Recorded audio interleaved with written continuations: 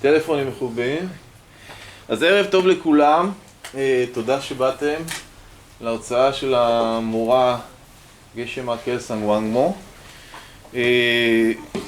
והמורה הסכימה לבקשתי לנושא שהוא מורכב, כיצד קונספציות נוצרות בתודעה. זה נושא לא פשוט, אוקיי? לא יהיה לכם את זה במבחן. וננסה להבין איך באמת קונספציות כמו צודק ולא צודק, טוב ורע, מזיק ולא מזיק, נוצרות, איך הקונספציות האלו נוצרות בתודעה. ההרצאה תהיה באנגלית, שעתיים, אין הפסקה. Okay. All right.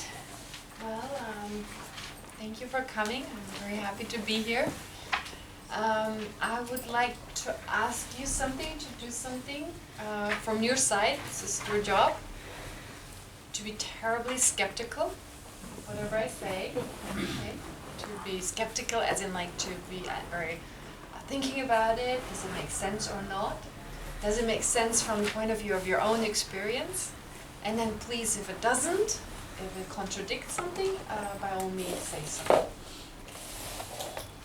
So what I've been asked by Alon to speak about is how we form conceptions. Okay, how we get to say it's this, it's that, it's not this, etc. Which is very interesting. It's a very interesting topic. We briefly had the opportunity to discuss it. So it reminds me of someone just told me a few days ago that when they use the word this is good, this is bad, that they were told, well, you're Buddhist. How can you say it's good or bad? How can you say it's positive or negative? Hi. I said Laila Tov, that's the wrong word. I said Laila Tov, that's the wrong word. Should we just wait a sec? I think next time you're in Israel, the lecture will be in Hebrew. Yes.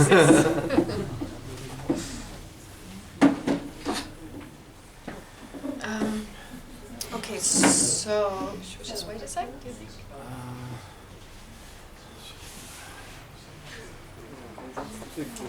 Okay, You could go on. Okay. So, saying that it's positive or negative, how can you say it's positive or negative? You're Buddhist, right?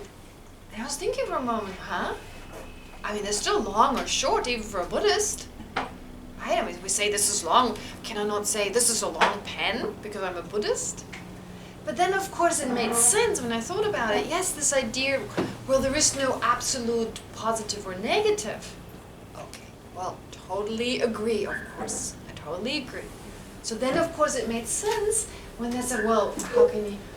So this, of course, takes us right away into the topic that Alon suggested. So how do we form conceptions?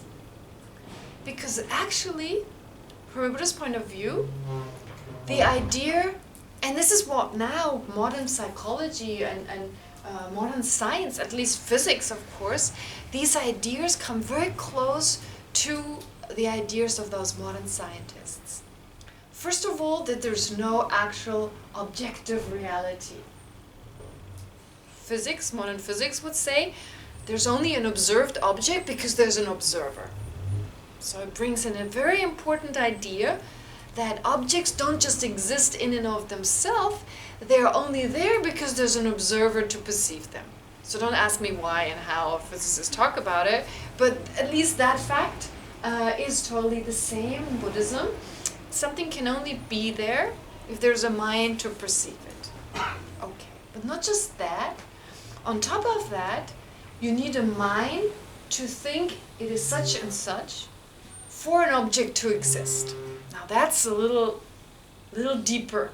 Not just do you need a mind to perceive it, but you need a mind to think it is such and such for it to be such and such. Now to give you an example, without examples, it won't work. My favorite example is a 200 shekel note. It's the highest denomination, right? So the denomination in and of itself, the 200 shekel note. The 200 shekel note does not have anything in and of itself that gives it the value of 200 shekel, whatever you can buy for 200 shekel, right?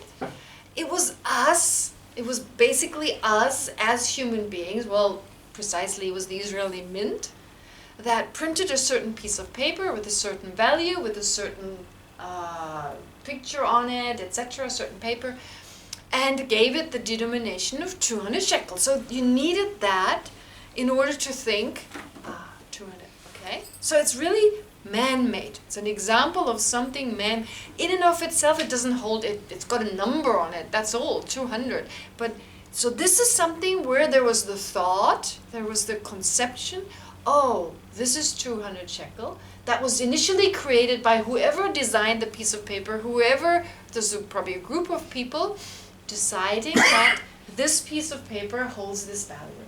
And then we were taught, I don't know, when you had the old shekel, I guess the 200 shekel, look, if you had them at all, looked quite different. And it needed a while to go, oh, this is 200 shekel. Maybe you would see a piece of paper on the street, the first time you saw this 200 shekel, and you'd be like, oh, never mind, right? For not being aware that this is what the value is.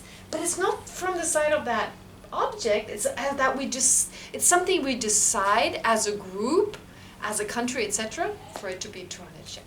That is one example. But actually, although that's the case, when we see it, when it's just lying there, right, now that we're used to it, we go, whoa, 200 shekel, whoa. It's almost like it's calling you, pick me up, make sure no one else picks it up before you, right? And we pick it up. But another example for that is, for instance, the President of the United States. Okay, I'm choosing this one because it's the transition right now. With Bibi, it doesn't seem to be there's any transition anytime soon, so it doesn't work as an example.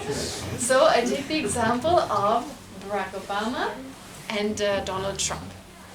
Okay, so when Barack Obama was newly elected as president, okay, so of course, is there anything in and of himself that makes him president? No. Otherwise, he wouldn't need to be elected, right? He would have always been a president. No, it was due to the election process, because of the result, etc., that then, and he had, of course, certain qualities. There needs to be something there. You need to be American by birth. So there's some basis of designation or basis of imputation, imputing the name president on him. He needed to also bring something there. He needed to have certain qualities. And then, at some point, he was called president. Okay? So before he was called president, when you met him, if you had met him on the street, you just thought, oh, like, you know, another American, if you're American yourself, a fellow American, or an American citizen, right? Okay. And then after that, he was elected president, and initially you had to get used to, right? You saw him for the first time, now it's no longer Bush. So it's like, okay, this is the new president. Oh, it's the new president. You had to remind yourself. You had to have the thought, oh, it's the president. There's like, oh, it took some effort to think, oh, he's the president. And after a while, you got used to it, right? And the thought he's the president just came natural. But it seemed now there was something from the side of this man, something president. What's the because a president liut? Remind me, what was the word I used? The presidentness. Ilyut, yeah. So a president Ilyut or something. Presidentness that came from, you didn't have to think, oh, president, you said, oh, this is the president, whoa, right? So, whereas initially we created this, oh, president, which took a while, then at some point it seemed, now he's got president written on his forehead. It's got nothing to do with us calling him such, no. Right? You see two people, one is him, and then another person is just someone you don't know, and you go, whoa, who's the president? Okay. Now it's time, in January, when you see President Obama, well, now President, then called ex-President Obama, you see him on TV and you go, oh, the president. oh no, he's not. Now you need to get used to the idea that he's going to be the ex-president, or that he is the ex-president. So he still seems to hold that being a president, still seems to come from him, right? It'll take you a while to get used to him not being the president. So there may be awe, like, oh, right? With Trump, it's like, that's the problem. I mean, make it all. But also, you see, the moment he was elected, possibly your attitude towards him had already changed. Before he was just a jerk, and now he's the president, right? He was just an ill-tempered person, but a little bit like, oh, he's been elected. Some kind of, I had a slight twist. Okay, let your best positive, negative feelings a little bit go, like be a little respectful. Now he's, right? So my mind viewed him differently. And let's say a year from now, okay, or let's say in February, I probably still need to remind myself he's the president and he's only the ex-president. So there's still an active process of my mind to change. But then at some point it will be like I see Trump and I think president. Okay? So for us it seems as if, so if you really check the situation, it seems initially we have to make an effort, we label, and then it seems as if the object has nothing to do with us calling it such. It seems there's this presidentness, presidentlyhood, there, over there, from the side of the object. Do you recognize that? Okay, good, excellent, very good. All right, so that takes me to what I was trying to say about positive and negative. Now, how does this process take place with the president, with any other object? Because that is true not just for the president of the United States, this is true for anything. This is true for I. Right? When you wonder, what is the I? When you wonder, what is a table? Any object works the same way. So it means that the president, such as Obama or Trump in the future, is only the president because he was imputed. He was called president. He's called president. So basically everything there is, this is a table, because a group of people decided to call it a table. Now in Hebrew it's a different thing, it's a different name. What's the name? Shulchan. Huh? Shulchan. Shulchan. So it's a shulchan, right? Am I saying it right? Shulchan. Oh, shulchan. Okay. Oh, it's a shulchan. Okay. It's a shulchan. Oh, shulchan is not a weird word. Shulchan is somebody who's walking around. Don't care how it looks. Okay, now new words, 2 new words now. Shulchan and shulchan. Anyway, it's a shulchan. That's a shulchan, right? Okay. But only because we decide, well, you did, I didn't. You decided, you as a group, that is the first Israeli, well, it's great because it can actually point at a time when this probably was called a shulchan, because a lot of Hebrew words were newly created, so I don't know how new that word is. But basically, there was a time when someone gave it the name shulchan, and from that time onwards, that's what it became. Okay. So therefore, this is shulchan not in and of itself, but it's us calling it such. However, it's not just that we call this shulchan, like it's not just that we give it that name. It's a shulchan because of the name, but you need other factors. It is dependent on, this table is dependent on the word shulchan, but it's also dependent on other things. It is dependent on the basis for calling it shulchan. I can notice it's actually falling apart, it's shulchan. I always push it towards me as a habit, and I notice I only push one part. It's a two-part shulchan. Two-part shulchan. Okay, anyway, so this object, so we need a basis of imputation, a basis, okay, which we've agreed needs to have a surface, let's say like a surface, it needs to have legs, it needs to perform the function of holding something, and of course it becomes a little difficult, because if this was a shulchan, am I still saying it right? Or if it's, because sometimes the word keeps changing as I pronounce it and say it differently after a while. So it becomes, of course, a little difficult Because if I were to sit down, I would kind of stand on my hands like this and my knees, and I would be like shaped like a table. The question would be, would I also be a shulchan? Because I have two legs or stuff, a surface, you can put something on top of it. So it's a little difficult here to draw the line between this shulchan, the way I'm posing, I just described. You have a chair, for instance, right? It's a chair, also a shulchan, because you can use it like that. So that shows that it's kind of difficult really to say it is this, it is not that, just because we decide together, we decide this is shulchan and not.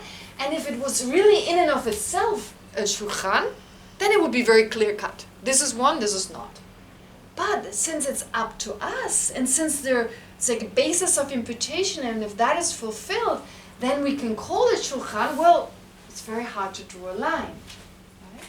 So therefore, you need something from that's here, like a basis, like a surface, legs, a certain function, and then we call it shulchan. Okay, but you need something more.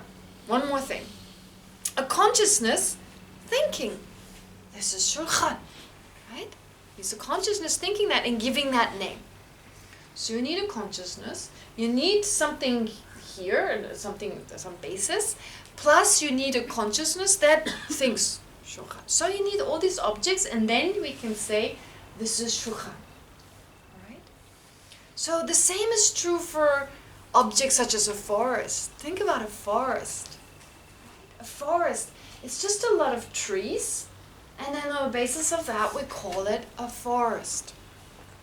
We could disagree on the amount of trees. 3 trees, 4 trees, 5 trees. Some would say it's a forest now with 5 trees. Some would say it's 10 trees. So there's in and of itself, there's no forest, that can be found other than those different trees, right? Nothing can be found. I forgot to set the motivation, by the way. Sit down and start talking. Never mind. Sorry. Okay. All right. Anyway, so that being the case, we actually just give it the name forest, but in and of itself, there's no forest to be found. But it feels that way. Doesn't it feel that way? Oh, there's this forest. There's a forest. It feels as if it was calling me, come, take a walk inside me. I'm a forest. Right? It feels that way, like with Obama, etc. Okay. But really what it is, I'm just calling it such. Now let's go to positive and negative. Okay? Positive and negative. Is there something absolute that is positive? Like we've heard with the table, is there something absolute that makes it a table? Absolute kind of just means in and of the object itself, there's something that makes it, no, isn't it? The same is true for the forest. The same is true for positive and negative. But before the positive and negative, because it's more abstract than a table and a forest. A table we can see, a forest we can see. We have a very clear idea what they mean. Positive and negative are more abstract, because they also refer to things that we cannot see. So, let's take something else first. Hot and cold. Hot and cold. So, hot and cold exist relatively. They're relative in the sense that hot is relative to cold, and cold is relative to hot. Long is relative to something shorter than itself, and short is relative to something longer than itself. So with hot and cold, well, hot is relative to something colder than itself, and vice versa. So there's no absolute hot. In fact, if I were to discuss with you heat, being German, I would say 28 degrees. Oh, that's hot. And you would say, no, that's warm. That's pleasant. 38 degrees. That's hot.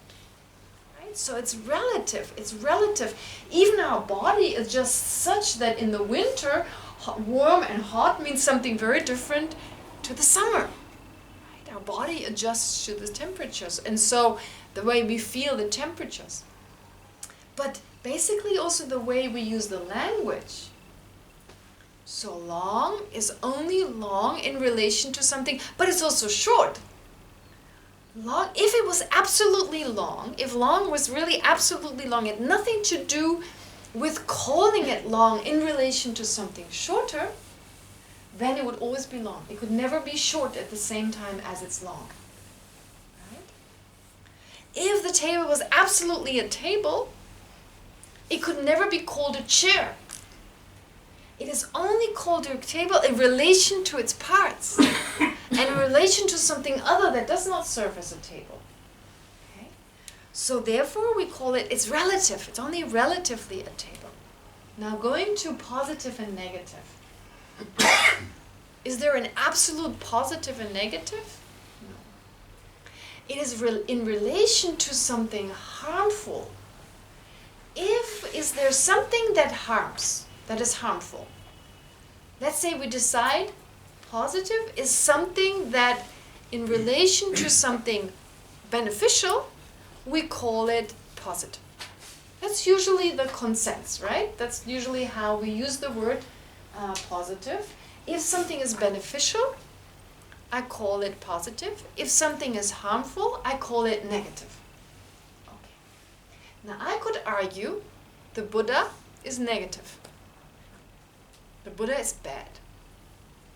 Why? Because the Buddha harms. Why? The Buddha harms ignorance. The Buddha harms anger. So, the teachings from the Buddha, they are teachings that are set out to harm emotions that could basically harm us. But since the Buddha harms something negative, what we call negative, we could say the Buddha harms, so the Buddha is negative. So you see, it just depends how you use the word. Usually we don't use it that way. We don't say meditation is bad.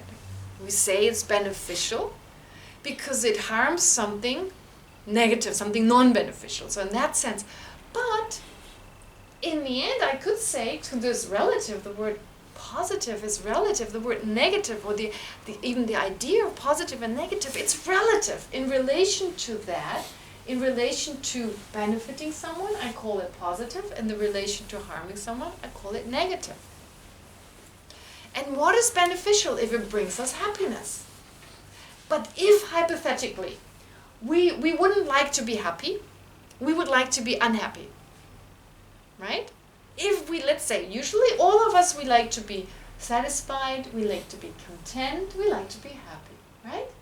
We don't like to suffer, we don't like to experience pain, we don't like to be dissatisfied. Okay? But if it were the other way around,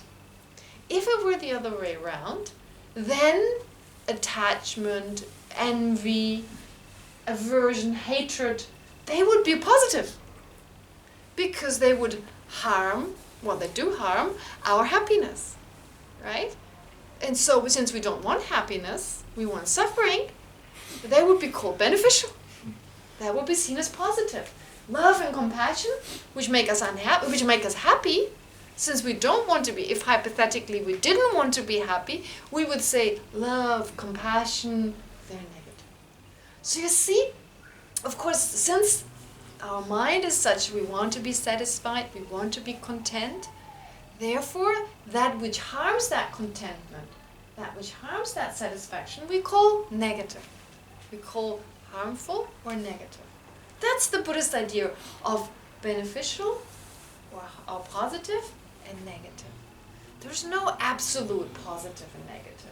So when you hear Buddhists using those words, well, we're not trying to say absolute, there's an absolute, but it just makes it easier to use those words. I mean, I only need to say a positive emotion, and you know what I'm talking about. Right? Of course, table. A table, we use this word in a way, if I say, bring me the table, then you're going to bring an object that is, we call table. So I know what you mean, you know what I mean, but to be honest, when we look a little further, what you mean to be the table and what I mean to be the table could be quite different. Right? Because what you see right now and what I see is different. If I say, do you see the table? What's your name? Lila. Lila. when Lila sees the table and when I see the table, we see different things. Because Lila sits there and I sit here. So the size of the table she perceives is different. The side of the table she perceives is also a different side. I see it from this side and she sees it from a different side. So actually, what for her means table when I say, look at the table, and what it means for me in that moment is a different table. But for the sake of convenience, we use the same word, right? We use the same word. And when I ask her, do you see the table, to be honest, does she see a table? You would say yes. But does she really see? Because a table is made of a surface and 4 legs, etc. And if with any of those parts missing, you wouldn't call it a table, right? If I were to say those 2 legs, without those 2 legs, well, the 2 kind of like, yeah, 2 legs here, right? If they were not there, and if only the surface were there and this side, we wouldn't call it a table because it doesn't perform the function of holding something. It would just kind of fall over. Broken table. It would be a broken table. The question is, a broken table a table? Is a dead person a person? Yeah. Is a dead chicken a chicken? Never mind. So the point here is, therefore, when I say, can you see the table? Well, you don't see those legs. So you're not actually seeing, I could argue, you don't see a table because you don't see all the parts of the table. And if a part is missing, it's not a table. And if I say, Lila, right? Lila carried the table. Okay, she carried over the table. She touched the table. She's only touching a part of the table, right? She's not touching the entire. So not only do we say table, when you see something what I don't see, and I see something what you don't see, we say table. But we even go as far as saying, I see the table, when what we see is just a part of the table. Okay? When I take, for instance, this piece of cloth on top of the table, and I burn its corner, I say, I burnt the corner, I burnt the cloth. I only burned a part of it. But it's still okay to say, oh, she burnt the cloth, right? He scratched my car. Well, he didn't scratch the whole car. I mean, he'd be very busy to scratch all my car. Every part of the engine, like the whole car needs to be, right? To actually the whole car. But so not only do we call this object that has certain parts, like speaking of a car, it has an engine, it has a steering wheel, and not only these parts individually, like all these parts together, but assembled in a certain way. Because if you take all the parts and you put them on a little hill, you don't call it a car. So you need all the parts of the car, you need all of those together, and then assembled in a specific way, and then we say, there's a car. Because now it performs the function of a car, right? Assembled in the right way, so that it's functional, we call it a car. But we can still say he scratched the car on the basis of a part of a car, right? We can say scratch the car on the basis of a part of a car. And that's okay. To be totally precise, I could say he scratched the door. But even that is a problem because he didn't scratch the whole door, right? If you really look closer, well, where's the door anyway? You know, if you look for the door within the door, well, I just call it the door. Okay? When you take the scratching in itself, you know, there are these movements, there are these moments in time, you know, doing this activity, just going with the key and just touching the door doesn't mean I scratch. At least I need to go. So there are moments in between, but also the process of my hand going. So it's like a motion that takes a while. And on the basis of that motion, I now I give the concept scratch. None of those moments themselves are the scratching, right? It's not the entire thing is the scratching, because if the collection of each part is the scratching, then individually there would have to be the scratching, and they're not. So take this motion, it's just called scratching. The car in itself it's not all the parts. The collection of the parts are not the car. Because if the collection of the parts were the car, if the car breaks down, every part, the collection has to break down, and that's not true. And if I see the car, I would have to see all the parts, because the car is the collection of the parts. But we say the car is that which is called car on the basis of any of those parts that are assembled together. Okay? That's the car. The same is true for the I. Me. I'm the center of the universe. Right? And each one of us has their own center of the universe. It's all about, I say this jokingly, but it's so true. We are slaves. We like to be free. We're in the 21st century, we like to be free. We're much more independent than we used to be. Right? In the olden days, we had to work as servants. Like, think of England in the 15th century, there was a king and you had to serve the king. And we have much more freedom nowadays. But we still don't have the freedom from the I. Have you ever noticed? From morning to evening, we slave for the I. Right? I want breakfast. Okay, get ready. The stronger the thought that I want breakfast, the harder our hand works. Quickly get that Israeli salad chopped. The stronger this thought, I need cappuccino, the faster we run to that coffee place to get our cappuccino. The faster we feel the stronger the thought, I need a shower, the faster we're in the bathroom, etc. And it's like, I need this. I need that. All day long. I this, I that. And our body, our mind, is trying to provide the things for the I. We're such slaves. If we had to do the same thing for another person, 2 weeks. 1 month. No payment, anyway, right? It's like a 24-hour job, even in our dreams, right? Even in the middle of the night, I'm cold. I have to get up and get a blanket, otherwise, no way, right? So I. It's a lot about I. Our life is really difficult. It's a very demanding I. We're so used to it, we don't really question it. But if we had to do it for another person, without payment, maybe a day, honestly, right? But for this I, we never question. I. Now that I better exist. Now that I better be there as solidly as it feels. Right? We worry about the I, right? My reputation, my standing in society, my social security, my car, he's very worried about it. So now the question that arises is, what is that I? But it's the same as with the table. It's the same as with the other objects.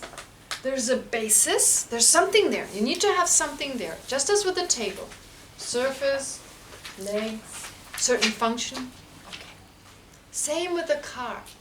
Wheels, steering wheel, assembled in a certain way, coordinating with one another, those parts, then I call it a car. Well, the self is the same. The I is exactly the same. You have a body made of the 5 elements, right? Body made of the 5 elements. Or made of skin, blood, bones, blood vessels, ligaments, tendons, and so forth. Okay, so that's the body. And then there's consciousness. Where's the consciousness located? Well, somewhere in the body, right? It doesn't feel like it's kind of like standing next to me, kind of looking at myself. It's actually very difficult to say where it is located, right? We sometimes feel it is located in the heart, right? But when I think of I'm not thinking my head is above. If I was really in the heart, then it would be like the head would be above. My arms would be to my right and left. My belly would be below, and but sometimes it doesn't always feel like that. It doesn't always feel like. So when I ask, where do you think your I is located? It's very difficult. Some of you may point to their head, some to their eyes, some to their chest, or to their belly. And usually no one says it's my kneecap or my big toe. It doesn't feel like that, right? But it's the different places at different times. It feels like it's in different places. And when I say, does it feel like it's here? And you say yes, but does it feel like your brain is kind of on top of you? And you know this guy underneath? And maybe because our eyes are located here, it may feel that way, because our eyes see exactly from that perspective. But in other times, it feels like it's in our heart. You broke my heart. Okay, that can be broke my heart. I mean, like hurt my feelings, broke my heart kind of idea. And we don't mean the organ heart, because, of course, obviously, it didn't break my organ heart. So what I'm trying to say is there's a sense of I that is part of this body, but it's very hard to locate it. Okay, but as a person, we are made of the body, and we are made of mind. Not just one mind, many different types of consciousness, experiences, right? Phenomenon called experiencer, of course, are very much dependent on the brain too. But there's different types of consciousness. There's a sense perception of our environment. Plus, there are different consciousnesses. Sometimes there's anger. Sometimes there's aversion. Sometimes there's love. Sometimes there's a mind that's judgmental. Then there's a mind that feels guilty. Different types of consciousness. Sometimes there's more than one consciousness.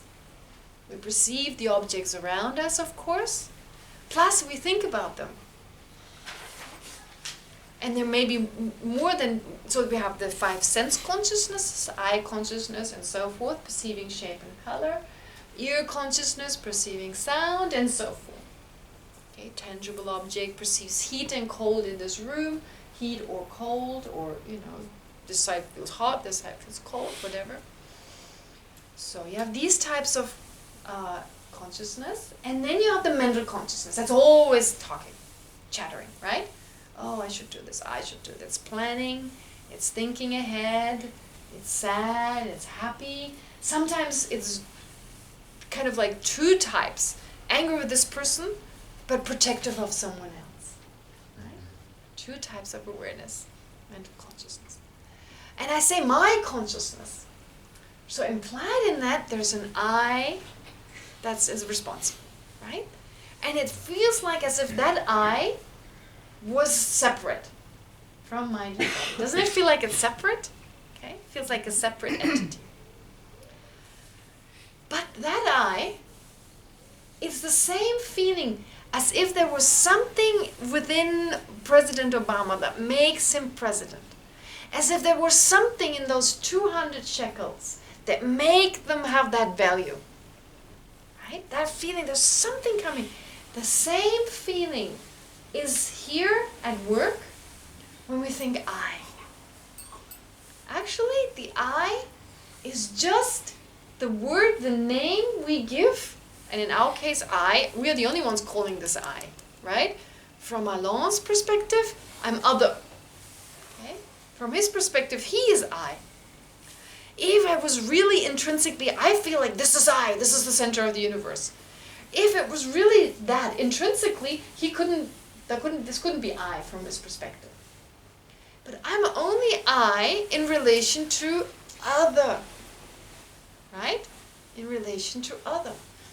So it's merely labeled, it's merely designated on the basis of this mind and this body. So this awareness that I have right now, the awareness, my consciousness, seems to be closely connected to this body. Okay? So anything close, so it's wherever I go, the sense of me, the sense of I, is where the body is. It's not always where my clothes are. I take off my clothes, I put them to the side, and there's no feeling, I'm over there. No, it feels here. So there's a very strong sense, I is this body and this mind. But it's actually just labeled. The mind just labels I on anything the consciousness does or the body does. Anything that the consciousness does and the body does, I label I. Okay? And since this I here feels the strongest, right? This feels very strong. This feels the closest. This is the closest to the sense I over here. Anything else I can remove, I can keep it close, right? But I can also remove it, so there's never the sense of I with regard to those flowers. It's always here. And there's the sense, there's not just do I call it I for convenience sake. So for instance, when my hand writes a letter, there's a consciousness, a type of awareness. Of course, there are nerves, part of this process. There are muscles. There's the brain, and part of the brain that is responsible for the activity of writing. And then there's a mind thinking, I write. And actually, just on the basis of that, I say, I write. But it feels as if a separate I is kind of being picked up and it's also writing, you know? While the hand and the different parts are writing, it feels like there's also an I writing. Well, that is like not just Obama, as he's just called the president on the basis, it feels like there's some presidentness within him. It's nothing to do with his body and its mind. It's the same illusion. It's a figment of our imagination to think there's a separate I there. If we look for it, we should be able to find it, and we don't find it ever. It's impossible to find it. So therefore, it's just a concept, I. And we have no idea when that was formed, whether it was already in the womb or whether it was formed later. We don't remember. I certainly don't remember when I first labeled car. The first time I was shown an object, so with many objects, we know for sure that we learned them only after we were born. Okay? A lot of concepts we only learned after we were born, because we were definitely not born with the concept of different religions, different skin colors, even positive and negative.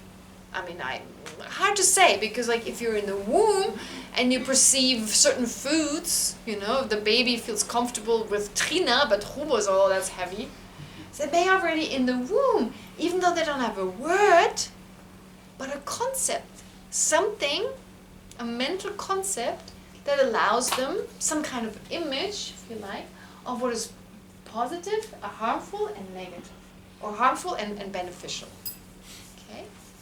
So we don't know, but anything other than like this action, like killing someone is positive, and I don't think that exists. We had to learn this. So basically, it was growing up as little children. Every day, we learned new concepts. We learned the concept of a cup, of a table, of a chair. Initially, this was not what we saw, table right away. We didn't perceive that. Not true. That was not part of our... But then someone, often enough, possibly our parents, told us, shulcha, yeah? Shulcha, often enough, so shulcha. And at some point, so initially it was like, what is this? Shulcha. So I had to remind myself. But now it seems, oh, this is shulcha in and of itself. I don't have to think. It's just right away, shulcha. It seems to be in and of itself. Okay? So there was also a time when there was the thought, possibly for the first time, I don't know. Did we have that feeling in the womb already? Or was that, I have no idea. Very hard to determine. But I am German. That came later. I don't know when that was the first time, but probably not before kindergarten. I'm a nun came much later. I'm a woman, or I'm female. I don't think I was aware of that when I was like 2 or 3 years old. Because not only when we say I, that means something to us. You know, German, female, right? And those are all conceptions that are added on over time. But in the same way, as I is just imputed, it's just the thought I, right? Likewise with anything else. What does it mean to be German? Do I have something? Is there something in and of itself that makes me German? No. What makes me German is my passport. Is my parents' passport, right? Is the laws of the country. Let's say my parents were Turkish, for instance, then I would not be German, even though I was born in Germany. Whereas in the US, if your parents are Turkish, but you were born in the US, you're American, automatically. It's the law of the country. So it's nothing from the side of the person. It is all these other factors, right? A basis of imputation. The body, of course, you have, where it was born, who your parents are. On the basis of that, we call a person American. Even America itself. There's no America in and of itself. There's no Israel on and of itself, right? Some people decide about the borders, some disagree, you know? So, I mean, even with Germany and other countries, exactly the point, this is where Germany starts. And we label Germany, we label Israel. I say I've been in Israel. Not been everywhere in Israel. I've not been in every spot, but I label I've been in Israel on the basis of the part I've been to, and that's correct. So Israel refers to this entire country with the upper soil, the lower soil, all this is Israel, but I label on it, even if I've just been to Tel Aviv, I say I've been to Israel. Even if I've only been to Jerusalem, I say I've been to Jerusalem, I've been to Israel. So you see, it's just labeled. It's just labeled. It's just, we decide to call it that, and that's what it becomes. Right? In relation to something other than itself. Other than itself. Okay? It's only relative. It's only a table in relation to something other than itself. To see it, I need something other than itself. Right? The parts of the table that are not the table. The eye is the same. When parts of the eye do something, I say the eye does something. Plus, so I have this conception of I, so I have that conception. So when he sees me, when he looks at me, I say, oh, he looks at me. What he looks at, of course, is not the eye. He looks at my face and a part of my body that is visible. But I also label, oh, he's looking at me. And it feels like, he's looking at me. But really what he's looking at is, he doesn't see my mind, right? I don't see his mind, he doesn't see my mind. I assume he has a mind, he assumes I have a mind, but I only know about my own mind. And I don't know whether he's a zombie. So, for all I know, I mean, he could be, I assume he has a mind, I assume correctly, I think. But what I know is only that I experience, that I have a mind, that I can directly experience. Okay? And so, but still I feel he looks at me. And when he says something, you know, he says, oh, you're lazy or something, he hurts me. But actually I'm just imputing here. First, he says the words. I say, he said something. He says, you're lazy. He said, I'm lazy. How do you say that in Hebrew? Atzel. Atzel. Atzel. Atzel. Atzela. Atzela. Or atzlanit. But I'm going It's to say a difficult Atzel. language. Oh, never mind, forget. Atzlanit. I'm Atzlamit. Okay, he says I'm Atzlamit. Okay, so I'm Atzlamit. All right, you're a lazy guy, right? A lazy person. Yeah, I'm Atzlamit. Atzlamit. Atzlanit. Atzlanit. Okay. Let's have a Hebrew lesson first. Okay. All right, so I'm lazy. He's saying I'm lazy.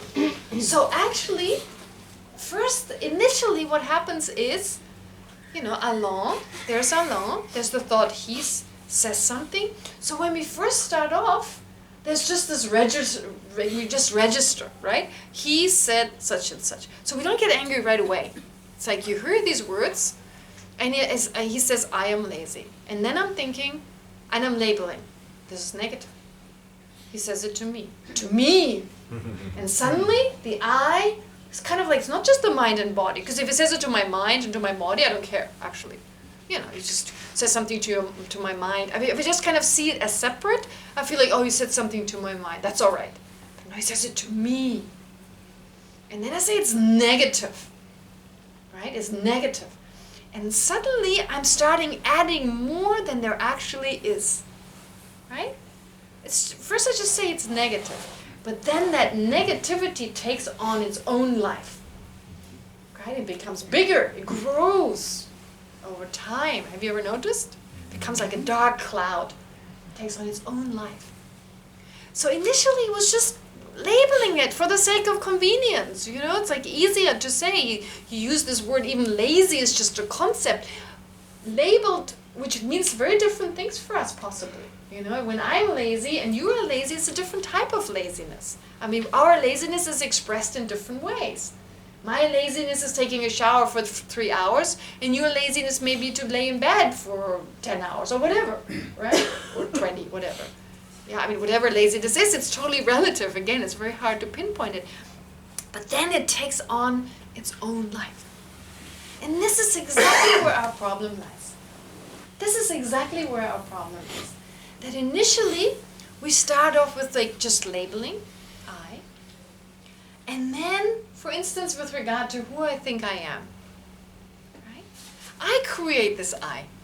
I create it, but I'm not aware of this. And I have many problems. If I don't like myself, for instance, if I have self-loathing, it's because not only do I say I, but maybe he said to me, I'm lazy. I mean, these are just words. I don't even know whether he said it to me. He looked at me when he said it. I don't even know whether he means it, right? He could have just been upset about something and just said, I'm lazy. So I take those words, no matter what was his intention, I take those words and I say, I'm lazy. And suddenly my sense of I is combined with I'm lazy. And the more I reinforce it, I may forget after a week, so, whole thing gone. But the more I reinforce it, the more it becomes the sense of who I am.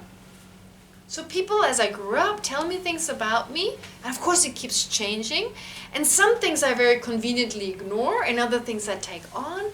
So I'm almost like people pass me clothes, and I add them on all the time. And I believe them, this is really me. Okay? Certain clothes I don't take on, other clothes I take on, and I keep adding and adding and adding. So it's really up to me, basically, all right, what I think. And of course, there's a basis of imputation. If I'm really acting out lazy, okay, I could call this lazy, right? But of course, I can change it. Okay? If that's what I call lazy, and that's what I not call lazy, I can now decide to work harder. It takes time. It's not that easy to change right away. But we have a sense it's kind of static. It cannot be changed. That's who I am. But it's actually just a creation of our own mind. So it's like layers of an onion skin.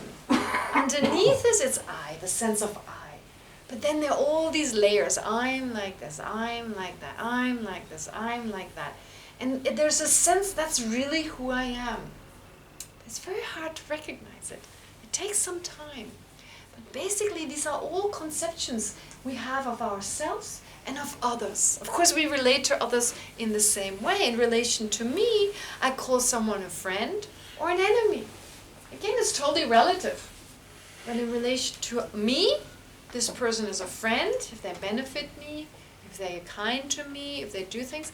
It's an enemy or someone I dislike on the basis of how they act and react. So it's again relative, but it feels in and of itself. When I hear the word evil, the word true evil, it's like, for another person, this is truly a wonderful person. For me, it's true evil. So truly wonderful and truly evil, that's impossible. Relatively evil and relatively, that is possible, of course. Right? But this is where our whole trouble starts. And before I say a little bit more with regard to how these concepts are formed, as in like, first there's the thought such, and then we go on. If we have the time, I'll go into this, but I want to go more into how this is such a big problem. Because you see what our mind does? It adds something. It adds something